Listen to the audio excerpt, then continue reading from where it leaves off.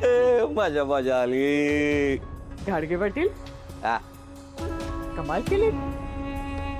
एवढा मोठा तमाशा करून आलात तुम्ही तिथे. मग काय? हे बघा, आपण समजा ठरवलं होतं की नाही तसं केलंय.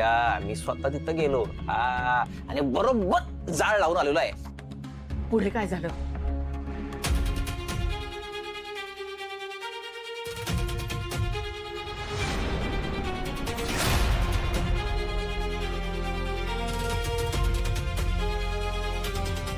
त्या शुभाने हाणला, मला मारलं.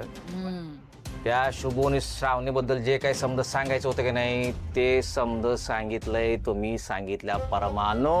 वा वा वा घाडगे पाटील, तुमच्या नाटकाला माझ्याकडून 100 आउट ऑफ 100 मार्क्स. धन्यवाद बरं का मॅडम, धन्यवाद. फोन आला. अनुराधा मॅडम शुभूचाई. घ्या घ्या, भीक मागायला केला असेल. घ्या आणि स्पीकरवर टाका. हॅलो. हॅलो, हा विक्रमराव, मी अनुराधा बोलते. हा बोला. विक्रमराव, लय मोठा अनर्थ झालाय, मला माहितीये. शुभ आणि श्रावणी चुकलेत, पण मी तुमची माफी मागतो. नाही, माफी बिफी अजिबात मिळणार नाही. माफी नाही म्हणजे नाही. मी तुमच्या पुढे पदर पसरतो हो. भीक मागतो, असं नका करू. तुम्ही माफी मागून काय उपयोग आहे का तवा? तुमच्या त्या कार्ट्यानं शुभूनं माझा अपमान केला, माझ्यावरती हात उचलला आणि तुमची ती लाडकी सुनबाई तिने मी माझा अपमान केला. आणि आता तुमचं म्हणणं आहे एवढं सगळं घडल्यावरती मी तुमच्या पोरीशी लग्न करावं? कोण वाटलो मी तुम्हाला?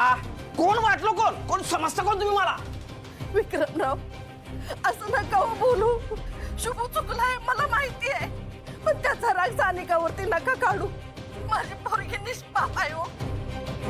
आता जर लग्न मोडलं ना, तिचं आयुष्य फार उद्ध्वस्त होऊन जाईल.